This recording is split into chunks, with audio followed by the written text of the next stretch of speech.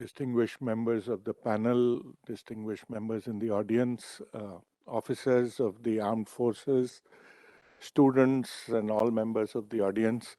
Uh, a lot has been said about the importance of maritime dominance and maritime security, the relevance of a blue ocean economy, and all of that. And I would not talk about those aspects.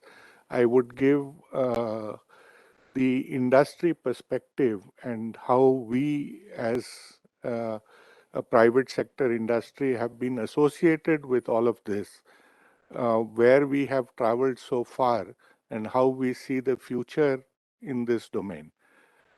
To begin with, at Larsen and Toubro, over the last close to 40 years, we have been associated with the Navy, whether it is with aspects of shipbuilding, submarine construction, uh, weapons and equipment on board ships, and now thereon into future aspects of maritime dominance, which Vikram spoke about. So looking back, we've had our shipyard that has been doing ship construction, and when we created the shipyard, it was meant to enhance the capacity of domestic ship and submarine building.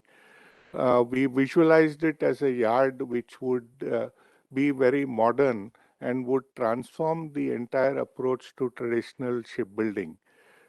We relied on aspects of Industry 4.0, or what we call shipbuilding 4.0, and the introduction of a lot of digital technologies into shipbuilding. We realized that modern shipbuilding can really exploit a lot of these technologies, and ships could be constructed in a very modular fashion, outfitted in modules and then put together. So we built a shipyard with a ship lift system capable of handling ships up to 20,000 tons, and decided to build ships inside workshops, quite different from the slipway and dry dock construction techniques. This enabled us to speed up shipbuilding, and we have become close partners of both the Coast Guard and the Indian Navy in shipbuilding.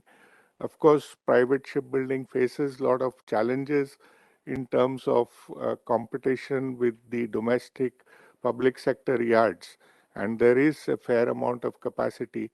But given the future of expansion that we would need in our shipbuilding assets, we do believe that a yard like this has a great place to play in this.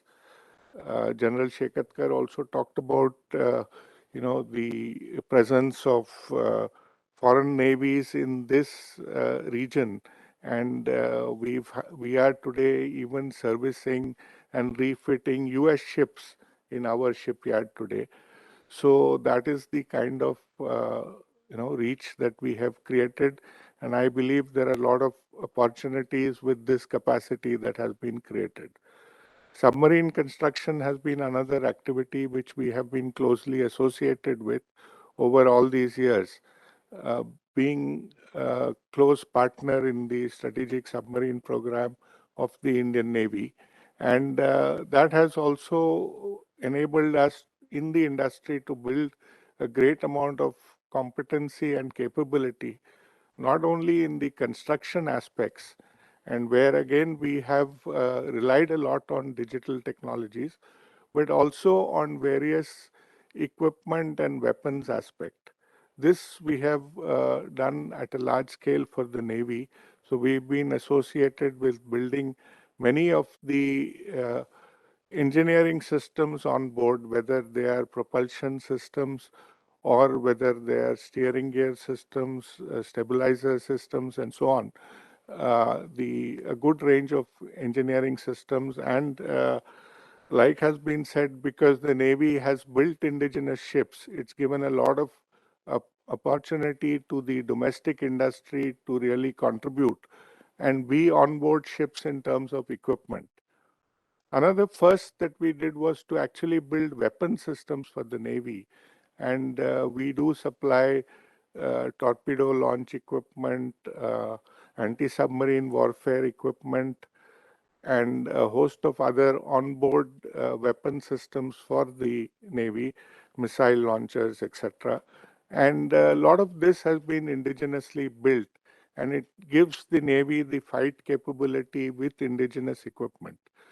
So, with investment in domestic R&D and building of these kind of weapon systems, it's enabled us to build capabilities in uh, the fighting capabilities. We've also invested into working on the sensor packages, which is both naval radars and sonar systems, been associated with the active towed array sonar systems for the Navy, various kinds of sonar domes for the Navy, whether they are in titanium or composites, as well as various naval radar, stabilized radar systems. So all of this has given us a lot of breadth in terms of the equipment and platforms that we are able to produce for the Navy. Now, moving forward, Vikram talked about the importance of uh, tactical networks at sea, listening posts, and all of this, which are very critical for maritime dominance. And we realized that we would have to shift beyond just platform construction and equipment construction and get involved with aspects of CONOPS, with aspects of surveillance, reconnaissance, and all of this. There is a lot of trust in the new age warfare and maritime dominance on unmanned systems, and this is something that we have started investing in. The industry, in a broader scale, not only us, but many parts of the industry are looking at working on various kind of autonomous and remotely operated underwater systems and surface systems. And we have also invested in these technologies because we believe that these are very crucial for underwater dominance. The importance of communication technologies, uh, very low frequency communications required for sea, underwater communications, are other aspects that we are beginning to invest in. The importance of networking, data science, autonomous navigation are some of the areas that we have taken up for R&D, and we believe that these are crucial for the future underwater dominance that would be required. So given the vast opportunities and the importance of maritime dominance, the large coastline, the large areas that we have to patrol and dominate, I think the industry has a lot of opportunities, and we at L&T and I think the industry at large has seen this opportunity. They see that there are a lot of opportunities in the blue ocean economy, whether it is in deep sea mining, etc. And a lot of these technologies can be deployed for those purposes. So, moving forward, we would very much want to invest in these technologies. There is a big thrust on indigenous work in this area. So it's not about just bringing in technology from outside and then deploying it here. A lot of the technology development is happening here. We are glad that there are research organizations like the MRC and other think tanks within the country. We hope to engage with them in a much deeper way and understand operational aspects and integrate them into our industrial aspects. So broadly, that is the perspective that I have on this subject. And for me, it's been a great morning, getting a lot of insights into aspects of maritime dominance. And I'm grateful that seminar of this type has been organized with a lot of breadth in terms of spreading awareness on this topic. So thank you very much. So I'm going to talk about the industrial dimension to this whole thing. And I'm from L&T and part of the private sector industry, which is now actively engaged in defense and security. The whole thrust on Atmanirbharta has brought the industry to be very actively engaged in the defense sector. And it has also encouraged industry to make investments in R&D and to build our own products and to build our own solutions for security. So, of course, a company like ours, we've been associated in supporting the Navy and the Coast Guard. We build a number of offshore patrol vessels for the Coast Guard, interceptor boats, high-speed interceptor boats, etc., in our shipyards.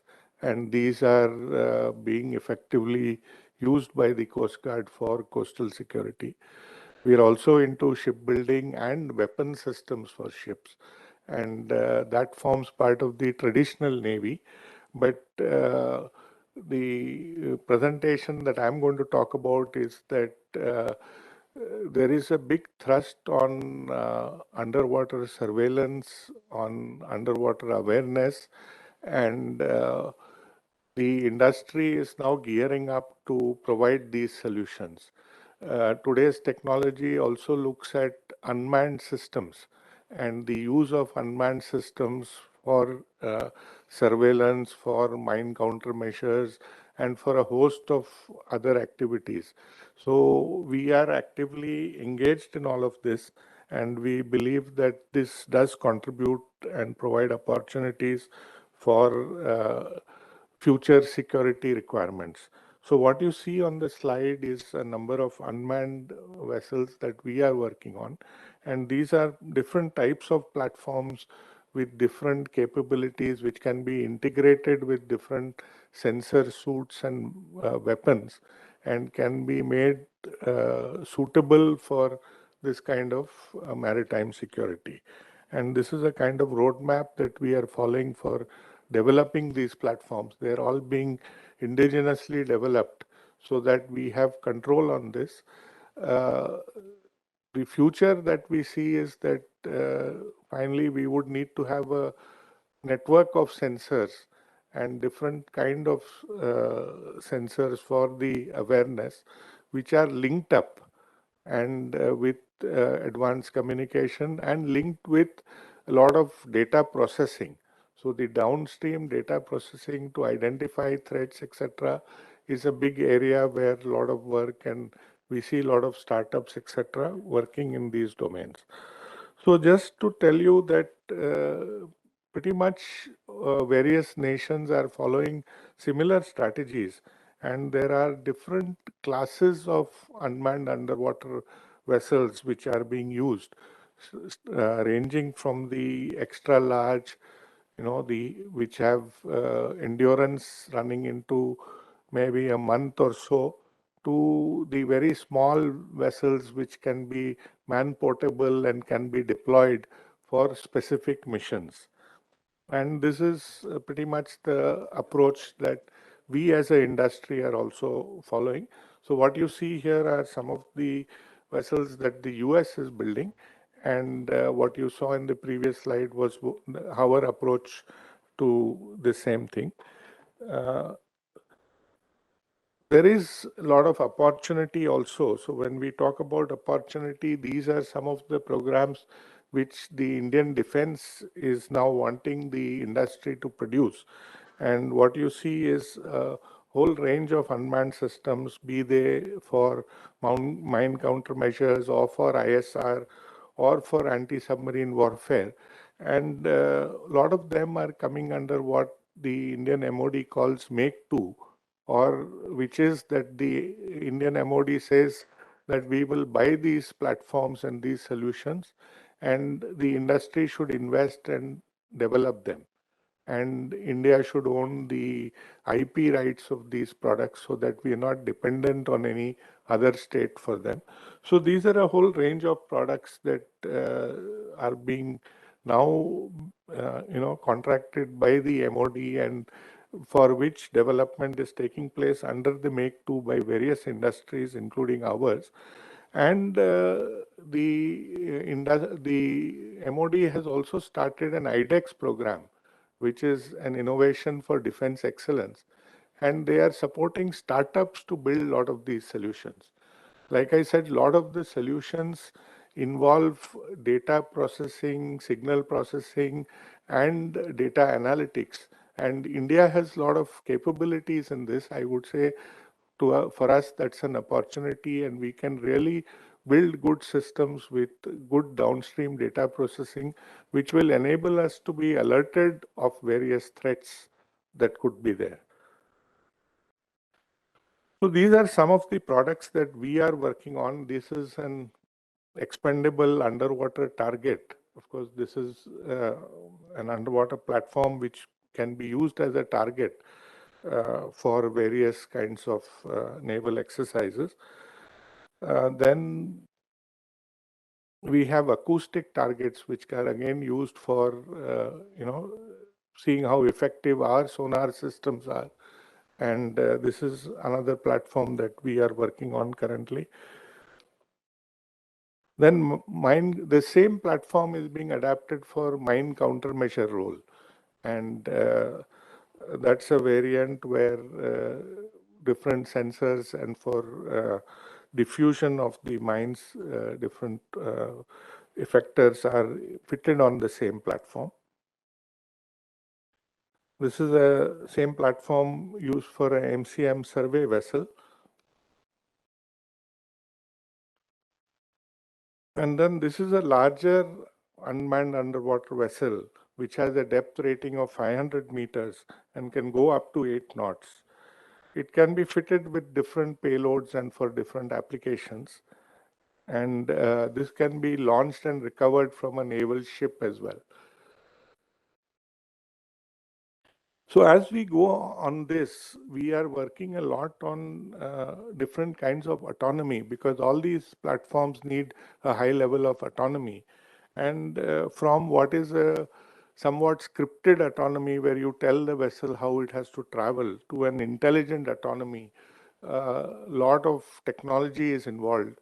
And these are some of the technologies which we are working on at the R&D stage. So to sum up, I would say that the industry is actively engaged in looking at the application of technology for security and coastal security applications.